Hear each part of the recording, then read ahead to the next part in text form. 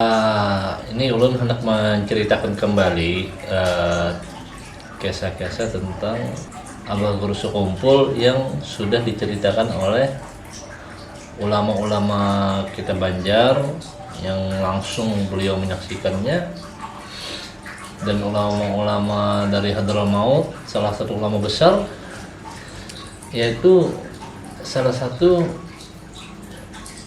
kelebihan Abah Guru Sekumpul itu, dan orangnya masih hidup juga yang mengatakan ini kan. Salah satunya Habib Umar bin Hafiz Hadramaut. Beliau itu pernah berkata, beliau menyaksikan sendiri bahwa di saat di Sekumpul itu membacakan Maulid Habsi Simtuduror itu, di langit itu bergemuruh. Bergemuruh. Artinya mengikuti sholawatnya yang dibacakan oleh Abah Guru Sekumpul ini. Beliau pun menyaksikan itu bukan dari Sekumpul, tapi beliau itu menyaksikan langsung dari Hadramaut. Dengan kasabnya beliau menyaksikan. Kan Habib Umar bin Hafiz itu kan kita kenal dan kita yakini beliau itu adalah seorang wali Allah. Nah, kita nggak ragu dan nggak bingung mendengar begitu. Kita yakin memang Abah Guru Sekumpul ini bukan wali-wali kecil lah maksudnya itu. Maksudnya pangkat beliau itu sangat tinggi. Coba bayangkan, sampai malaikat di atas langit aja kan bergemuruh mengikuti salawatnya yang dibacakan oleh Abah Guru Sekumpul. Orang biasa sih yang bergemuruh itu bukan malaikat, tapi kan bisa saja itu anak kecil teriak-teriak apalah, ribut lah, dia bicara apa itu kan menandakan tidak ada keberkahan di sana. Tapi kan kalau Abah Guru Sekumpul yang membawakan itu Maulid Simtuduror itu luar biasa. Orang yang hadir di sana itu merasa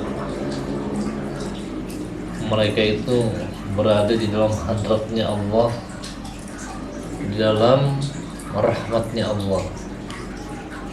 Merasa tenang, nyaman, lahir batin itu kita merasakan ketenangan dan kenyamanan. Dan ada satu cerita juga tentang itu, juga masih hidup juga yang menceritakannya itu. Jadi ini ibaratnya kalau orang-orang yang nggak percaya atau orang-orang awam yang masih terlalu memakai logika, dia bisa langsung tanyakan sama orangnya langsung, siapa itu kan Kiai Haji Syaifuddin Zuhri, atau disebut orang Guru Banjar Indah itu. Beliau sempat bercerita gini, pada saat beliau ke Masjidil Aqsa, beliau ziarah ke sana. Nah, di Masjidil Aqsa itu ada dua imam. Ada imam yang agak tua, ada juga imam yang muda. Nah, beliau itu ketemu sama imam yang muda itu, menanyakan beliau kepada Guru Banjar Indah itu bahwa beliau ini dari mana gitu. Lalu dijawab Guru Banjar Indah itu kan, saya ini dari Indonesia, Kalimantan Selatan. Dia nanya, tahu nggak kamu sama Guru Zaini bin Abdul Ghani Sekumpul? Wah, itu kata Guru Syaifuddin Zuhri itu, kata Guru Banjar Indah, itu guru kami dan itu keluarga juga bagi buat saya. Nah, itu ada kaitan keluarga maksudnya. Nah, terus si imam yang nanya ini bingung. Nah, bingungnya tuh gini. Nah, rencana dia kan ada rencana mau datang ke Indonesia, Kalimantan Selatan, ke rumahnya Guru Zaini ini. Lalu kata Guru Banjar Indah, orangnya sudah nggak ada. Bingung. Maksudnya nggak ada gimana? Orangnya sudah wafat. Tambah bingung lagi dia kan, yang imam ini, imamnya Masjidil Aqsa ini. Bingungnya kenapa? Yang menjadi bingung itu kata Guru Syaifuddin Zuhri bahwa ini adalah sudah haul yang ke-10, berarti sudah 10 tahun yang lalu beliau wafat. Tambah kebingungan lagi lah sang imam ini. Bingungnya tuh di sini, waktu kejadian serangan dari Israel itu ke Masjidil Aqsa. Nah, mereka itu kan ketakutan, lalu mereka lari ke terowongan Masjidil Aqsa itu. Nah di sana sudah berhari-hari lah mereka itu bersembunyi di dalam terowongan. Namanya berhari-hari mereka tidak bisa beli makanan dikarenakan uang nggak ada. Yang jualan sih ada, cuman uangnya nggak ada. Jadi nggak tahu kenapa ada seorang yang parasnya tuh gagah, naik rupa lah kata kita tuh. Dia tuh ngasih uang ke imam ini sekitar, kalau nggak salah itu sekitar 250 juta atau 400 juta itulah kurang lebih. Ditanya lah oleh si imam ini, dari mana ya? Dari Indonesia, Kalimantan katanya. Kata yang satu sosok orang yang paras rupanya ini kan. Terus setelah beberapa hari kemudian datang lagi. Nah, ngasih lagi duit itu sekitar 500 atau 700 juta itu mengasih orang yang ada di dalam terowongan ini untuk beli makanan. Nah, bingung. Terus sempatlah sang imam ini berfoto sama orang itu, berfoto. Nah, fotonya itulah dilihatkan sama guru Banjar Indah ini, bahwa ternyata yang dilihat guru Banjar Indah ini, fotonya ini benar sekali dia ini adalah guru sekumpul. Nah, ini kejadian yang ini sudah sekitar 3 bulan atau 5 bulan yang lalu kan. Kejadiannya baru 5 bulan yang lalu, sedangkan Abah Guru Sekumpul sudah haul yang ke-10. Nah, disitulah luar biasanya. Nah, kalau kita kan meyakini namanya aulia ini kan namanya balahya kan, artinya cuma berpindah alam. Mereka itu tidak mati, tapi cuma berpindah alam aja, jadi masih aktif. Iya. Cuman ada juga ya orang yang bingung masalah ini kan, kalau orang sudah mati nggak bisa beraktivitas lagi. Yaitu kalau orang awam, kalau orang wali kan pasti diberi Allah kelebihan. Kan tidak ada yang tidak mungkin kan bagi Allah, segala sesuatu untuk itu. Nah, jadi orang aulia ini kan dia masih aktif, masih beraktivitas, masih bisa ini. Nah, itu salah satu buktinya kan. Abah Guru Sekumpul itu bisa membantu orang yang ada di dalam terowongan. Itu sudah suatu kebesaran Allah ya, yang diberikan sama Abah Guru Sekumpul. Nah, masa aulia Allah kita nggak percaya masalah begitu kan, sedangkan orang yang mati jadi hantu aja yang jadi pocong apa percaya, sedangkan itu kan orang kajian-kajian yang salah kan, itu makanya jadi hantu, jadi pocong itu kan. Tapi ini orang yang mulia, yang kekasih Allah, masa nggak bisa ibaratnya dihidupkan, cuman bukan hidupnya menjadi hantu atau pocong. Mereka itu cuman sudah beda dimensi aja kan gitu. Mereka nggak ada yang namanya makan, sakit, apa sudah nggak ada lagi, itu cuman bebas sudah. Dan pandangan mereka itu lebih tajam lagi daripada waktu beliau hidup kan. Beliau itu memandang murid-murid beliau, kekasih beliau, muhaibin beliau itu kan bisa dipandang beliau sangat itu luar biasa. Banyak yang diceritakan keganjilan beliau itu. Bahasa keganjilan maksudnya itu adalah karamah lah beliau kan kalau Nabi kan namanya bukan karamah ya, apa mukjizat. Kalau para aulia ini karamah namanya. Nah, apalagi cerita Habib Hanafi Hariri itu yang tentang beliau itu mendarmakan uangnya satu malam hampir 13 miliar. Ceritanya itu kan gini, Habib Hanafi Hariri itu kan waktu itu dipanggil sama Abah Guru Sekumpul waktu beliau masih hidup. Malam-malam kan dipanggil. Nah, beliau itu datanglah ke rumah Abah Guru. Datang, beliau pas datang itu disambutlah Abah Guru, waktu itu dipersilakan duduk. Setelah dipersilakan duduk, lalu beliau masih ada kesibukan sidin sedikit, lah selesaikan sidin, mungkin bikin katanya tuh kalau nggak hilaf tuh bikin wafak. Orang minta ada hajat sama beliau kan, minta penawar gitu, air tawar.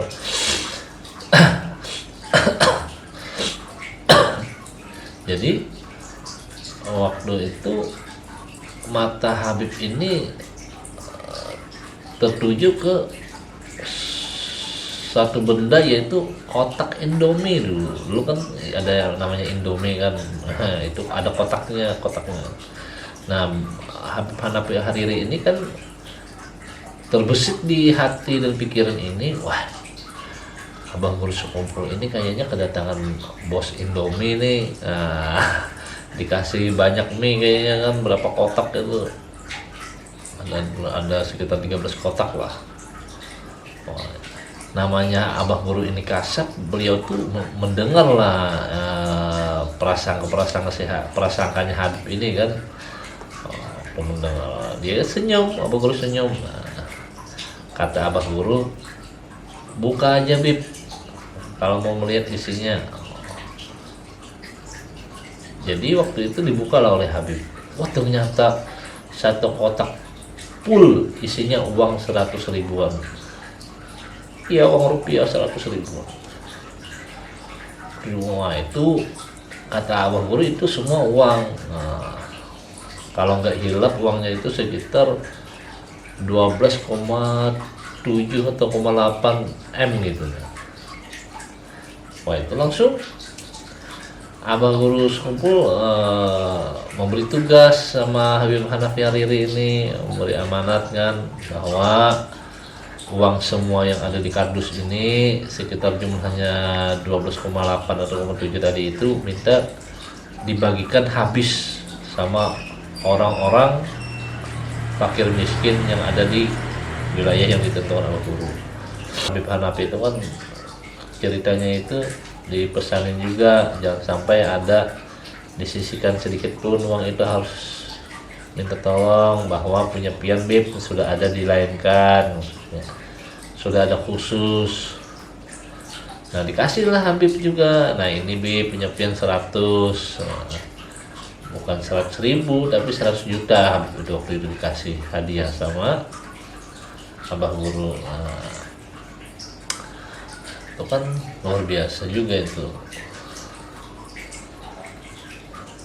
Ada juga ceritanya yang tentang berburu. Dulu kan berburu, karena Abah Guru ini suka berburu. Kan berburu itu kan sunnah. Nah, beliau suka yang mengerjakan sunnah. Dan beliau itu berburu. Itu kalau Abah Guru Sekumpul itu benar-benar sniper itu beliau itu. Oh iya, pokoknya burung itu bisa ditentukan karena kenanya. Iya, semuanya kena kepala, memang kena kepala. Kena sayap kanan, kena sayap kanan. Kena jantung, ya kena jantung. Pokoknya sniper beliau. Jadi waktu itu beliau itu setelah berburu bersama kumpulan guru Banjar Indah dan yang lain-lainnya, saya kurang hafal itu orang-orangnya dulu kan ceritanya itu. Setelah berburu nembak burung, beliau itu terlambat pulang, sehingga namanya di hutan kan terlanjur gelap. Mau pulang tuh susah, sudah lupa bawa sintar atau apa. Lalu kata beliau sama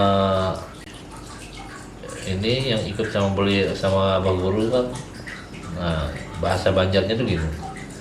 Nah, kita ini kayak apa, sudah darurat benar deh ini, anak buli kayak apa di hutan nih. Nah, ibarat bahasanya kan gitu. Ibaratnya tuh, nah gimana kita ini kan mau pulang sudah susah ini di hutan, nggak ada penerangan juga, takutnya nyasar kan namanya di dalam hutan. Nah, lalu disuruh beliau lah semua itu berpegang sama beliau. Setelah berpegang sama beliau, disuruh beliau juga semua pinjam mata, jangan ada yang buka mata, pokoknya sampai ada perintah dari beliau buka mata gitu. Nah, ya pokoknya berpegangan semua pada beliau. Setelah berpegangan, nggak lama kemudian disuruh beliau buka mata semua, itu sudah sampai di dekat rumah dengan sekejap mata. Sebenarnya kalau jalan kaki atau pakai kendaraan itu sudah 1 jam lebih. Tempat berburu beliau tuh kan sama rumah. itulah juga keistimewaan beliau. Guru Udin Samarinda, beliau pernah bercerita ini. Waktu itu Guru Udin ini mau ziarah ke Wali Songo, ya ke Wali Songo kan. Tapi beliau mau minta izin sama Abah Guru sekumpul. Nah, kata Abah Guru sekumpul waktu minta izin itu, mau kemana? Mau ziarah ke Wali Songo. Nah, ngapain ke sana? Orangnya sudah ngumpul di kamar saya, ada 9 orang. Diajaklah Guru Udin ini ke kamar Abah Guru sekumpul. Nah, ternyata semua Wali Songo ini semua ada di dalam kamar Abah Guru. Ayo, andaikan orang biasa, seorang ulama biasa, pasti enggak segitunya sampai Wali Songo itu hadir ke tempat beliau untuk menuntut ilmu. Ya itu kalau orang-orang pakai logika sih nggak percaya. Kenapa nggak percaya? Dia kan menggunakan logika kan. Kita hidup ini kalau semua memakai logika ya lepas semua, sudah lepas pemikiran. Ya, apa bedanya kan seperti itu Abu Jahal. Kan Abu Jahal itu kan terlalu memakai logika. Waktu Rasulullah Isra Mi'raj itu kan, Rasulullah ini memang pembohong katanya. Mana mungkin seperti dia itu bisa Isra wal Mi'raj itu dari Masjidil Aqsa ke Sidratul Muntaha dalam waktu yang sebentar. Nah, dengan logikanya disuruhlah oleh Abu Jahal itu kan Rasulullah untuk mengangkat satu belah kaki. Nah, diangkatlah oleh Rasulullah. Terus disuruh lagi oleh Abu Jahal itu kan angkat lagi satu kaki. Tersungkur Rasulullah kalau angkat kedua kaki. Nah disitulah ditertawakannya kan. Nah, ngangkat dua kaki aja sudah nggak bisa. Ini mau Isra Mi'raj ke Sidratul Muntaha dengan waktu yang singkat kan mustahil, karena maksudnya itu ngangkat kaki itu nggak bisa terbang maksudnya kan gitu, karena logika. Nah, kata Rasulullah, tanya sama Sayyidina Abu Bakar kalau nggak percaya. Nah, tanyalah sama Sayyidina Abu Bakar. Sayyidina Abu Bakar kan waktu ditanya Abu Jahal, benar kan ini bahwa Rasulullah Isra Mi'raj dengan waktu sebentar ke Sidratul Muntaha, di atas langit 7 kan ibaratnya itu, sampai Sidratul Muntaha itu kan sudah puncak ketinggian sudah ibaratnya. Jadi kata Sayyidina Abu Bakar kan, saya lebih daripada itu saya percaya. Nah, gini maksudnya, kalau Sayyidina Abu Bakar ini bukan memakai logika, beliau itu memakai iman. Beliau itu bukan memandang Rasulullahnya ini, bukan memandang Nabi Muhammad ini yang sebenarnya, tapi memandang kekuasaan Allah, bahwa yang semua berkehendak itu Allah, nggak ada yang mustahil bagi Allah, kan gitu, yang diberikan kepada Nabi Muhammad.